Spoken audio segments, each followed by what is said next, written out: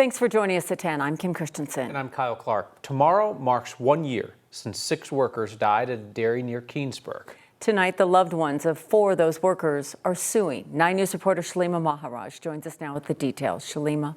Well, the coroner's office previously determined the workers died from hydrogen sulfide gas exposure. The lawsuit claims it was the dairy's negligence that ultimately led to the tragedy. This is where it happened on August 20th, 2025. 6 people lost their lives while doing work at a dairy near Keensburg. 1 year later, a wrongful death lawsuit has been filed by family members of 4 of those workers. 36-year-old Jorge Sanchez Peña, 50-year-old Alejandro Espinoza, and Alejandro's son's 17-year-old Oscar Espinoza and 29-year-old Carlos Sanchez. 4 defendants are listed in the suit: the landowner Prospect Valley Dairy, operating company Prospect Ranch, Aaron Boss, and HD Builders. The lawsuit claims the workers who died had finished repair work on the dairy's manure management system when the system was reactivated remotely by Boz using his phone. Once the pumps are activated, a mixture of manure and water is pushed through the system. When the manure water reaches a 90-degree joint, the force of the water causes it to rupture, releasing hydrogen sulfide. The filing claims Jorge then went to help a dairy worker close a valve. The others ran into the pit to check on him, eventually collapsing one after the other. According to the lawsuit, there was no gas monitor in the pit, no forced ventilation, no alarm had sounded, and there was no rescue plan. It alleges Prospect and Boz breached their duty of care by failing to repair the piping system after it became unstable and tried to use ratchet straps as a workaround. The families are now seeking damages for the deaths of their loved ones. OSHA completed an investigation into the incident, and the dairy faced over $132,000 in proposed fines, which they are contesting. Shalima Maharaj, 9 News. Colorado's historic drought is driving bears to go places and do things that we normally don't see at this scale. Just today, CPW says it was investigating its 3rd reported bear attack in the last 3 days. The most recent happened just after 3 o'clock this morning. Wildlife officers say a man experiencing homelessness was bit on the head as he was sleeping in a park in Aspen. And after that, we also heard about he was treated for head and facial injuries at the hospital and later released. Officers euthanized a bear they believe to be responsible.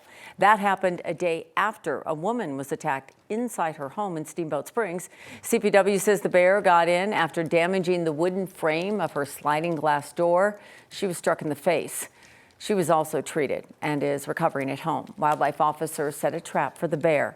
And on Monday, a bear swiped at a man outside of an apartment complex near Eagle Vale. He was scratched on the arm and hurt his foot while trying to get away. CPW is urging you to secure or remove anything that may attract a bear. It's not just for your own safety, but it is for theirs. The agency is reporting record bear activity driven by the drought. Last week, they told us they'd received nearly double the amount of reports of sightings and conflicts so far this year compared to the same time last year.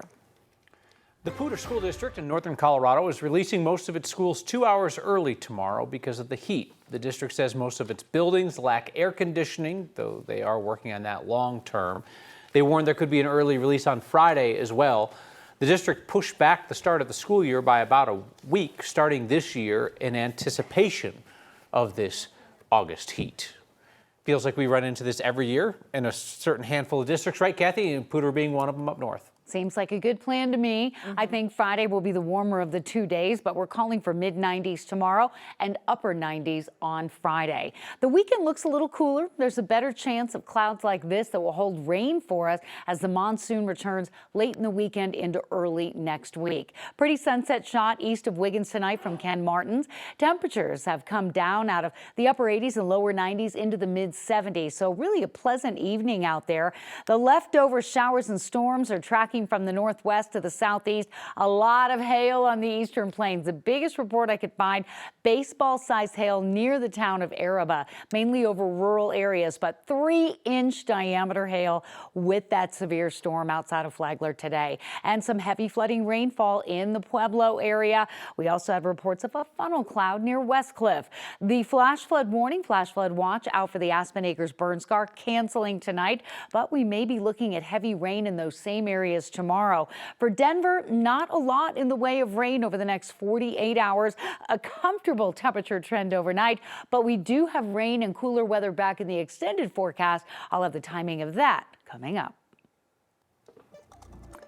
It's been over a year since a man was arrested for damaging a Tesla dealership in Loveland. Now his defense team is fighting to keep key evidence out of court. Attorneys for Cooper Frederick argue that police violated his Fourth Amendment rights when they used those flock license plate reading cameras to track him down. 9 News reporter Colton Chavez is along now with more on this line of legal argument. Colton?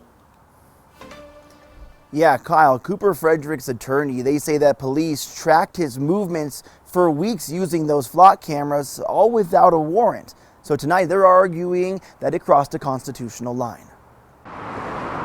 What causes problems is when technology runs ahead of the judicial system. Flock's license plate reading technology is at the center of a motion filed by Cooper Frederick's defense team. Frederick is accused of throwing a device that started a fire at the Loveland Tesla dealership back in March of 2025. Court documents filed this month question how police found him. There's no doubt that automatic license plate readers can assist law enforcement in enforcing the law. 9 News legal expert Scott Robinson says this case could be different. According to the filing, Loveland police searched their flock camera network 132 times, chasing down a red SUV that led them to Frederick. From there, police ran a 30-day search on his car specifically, no warrant, and they found it had been captured 72 times. What may make this case different than cases that have upheld the use of automatic license plate readers is the fact that the law enforcement agency essentially tracked a vehicle and all of its movements for 30 days. At that point, it begins to sound a lot more like a GPS tracker. And the U.S. Supreme Court has held that you've got to have a warrant to place one of those on a vehicle. Frederick's attorneys want the evidence thrown out. Let's say the judge agrees with the defense on this. What does that do? What happens to the case against Frederick then? It simply means that particular evidence can't be used. But throwing out evidence obtained by the multiple use of flock cameras over a long period of time, that isn't necessarily going to sink a criminal case. But the bigger question in this case may go well beyond Frederick. So it's really a question of how far we're going to let technology go before we require a warrant. Now, a hearing on that motion is set for October 27th. We also reached out to the state attorney's office to get their take on this. We're waiting to get back their response. Live in Denver tonight, Colton Chavez, 9 News. The state is suing Geo Group, the private company that runs the ICE detention facility in Aurora, as health officials work to investigate a case of tuberculosis there.